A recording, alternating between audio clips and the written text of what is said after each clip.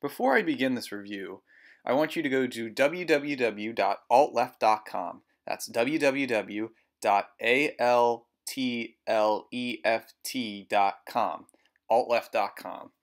There you can find Brandon Adamson's other work that is on his website, and you can learn more about the political ideology known as alternative left. Now, you might have heard before about the alt-right, and it's now been over the media now for the couple of last months, and because Hillary Clinton said so, and now all the liberals are scared and they think it's some kind of force to be reckoned with. Well, the alt-right came from an internet subculture the same way the alt-left has came. To describe alt-left in a nutshell is very hard to, since there's very much a variance of other different alt-lefts out there. But from what I've understand, it's very similar to what the alt-right has to say. Imagine that the alt-left is furthermore just a alt-right faction of a left-wing, basically not really wanting to associate as Mussolini or Hitler or Evola as some kind of god, but rather having the ideals of having the left as, or some principles of the left having some basics and associating with that more. Those are just a few things to consider. Now, that doesn't mean any like Maoist or Stalinist or some kind of kooky French critical theorist professor as left-wing. No, it's more like the desires of having your freedom, maybe having friends, and your family. You're a little not even against the concept of a space or trigger warning. Beatnik Fascism is written by Brandon Adamson.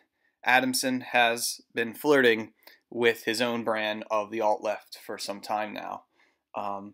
According to Adamson's alt-left, he, I don't want to, I'm not that he said this, but from what I've experienced, his alt-left is kind of like a Stereolab, Art by Shag, not Playboy magazine, 1960s, space age furniture, and living that aesthetic of just a time when whites were really liberal, but there was no extreme multiculturalism and diversity, but people were free, as if the hippie age is living all over again or something.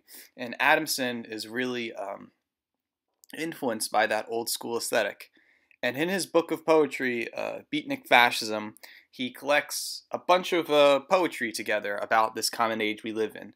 Mainly the era where the new beatnik is a fascist, and that our best kept secrets are basically far right, and we can be liberated through some kind of new age left-wing theory, which is very fascinating and interesting, and that has a lot to do with everyone's anger against social justice warriors, political correctness, and this whole weird terminology made up by this bizarre, abstract, intersexuality, whatever.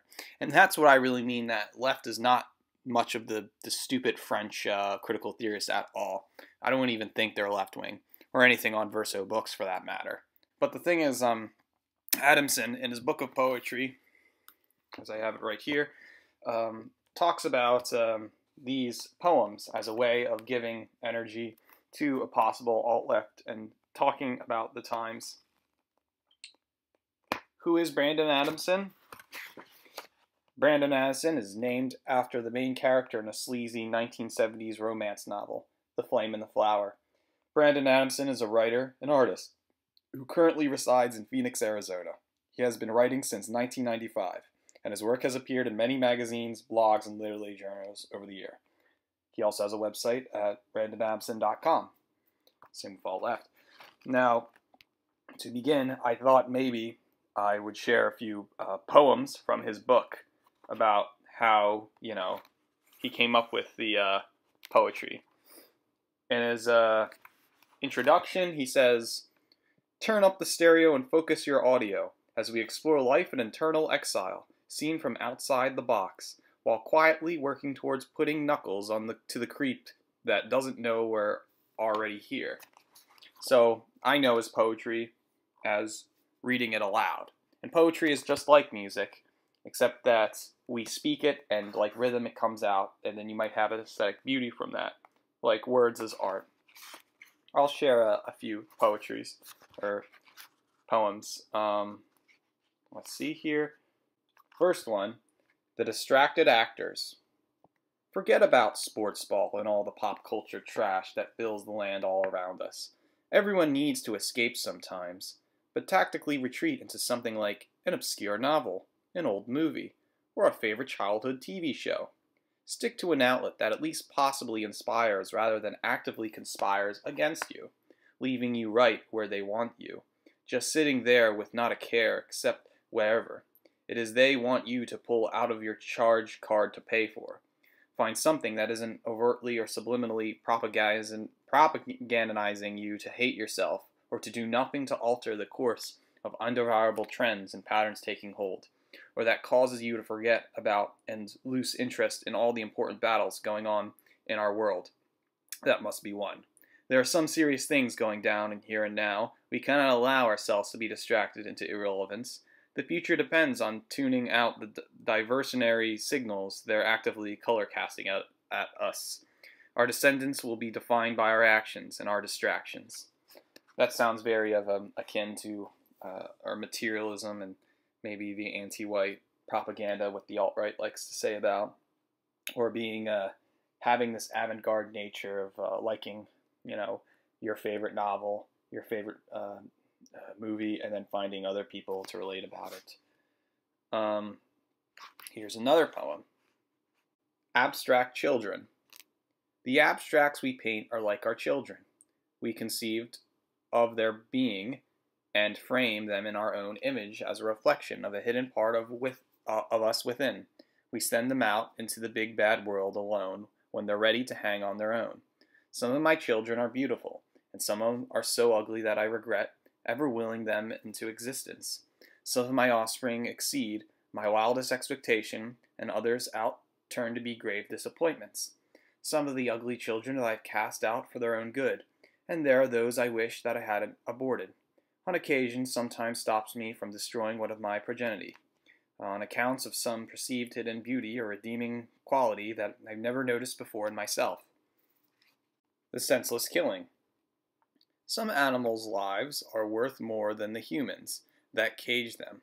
When they're young, the gorillas are captured and brought to the zoo against their will, thus sparing them a possible fate of being hunted in their rightful home, the jungle, by another brand of human scum, only to be usually consumed by distracted fat families, who unsupervised children find their way into the poorly secured enclosure, causing the creature to be killed.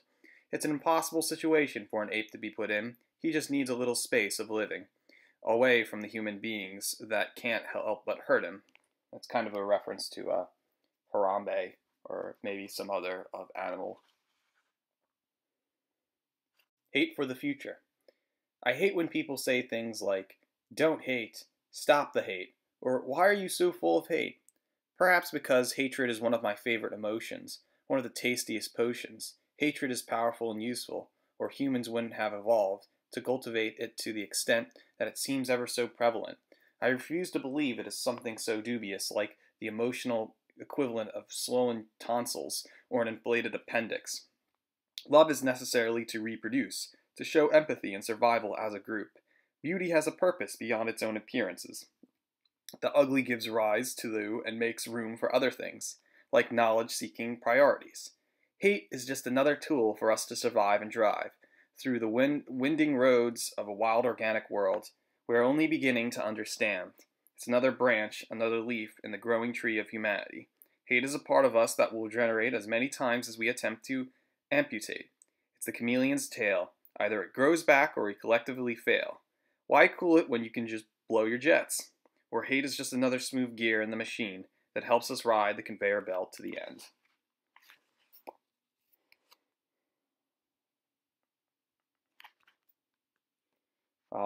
Here's another one.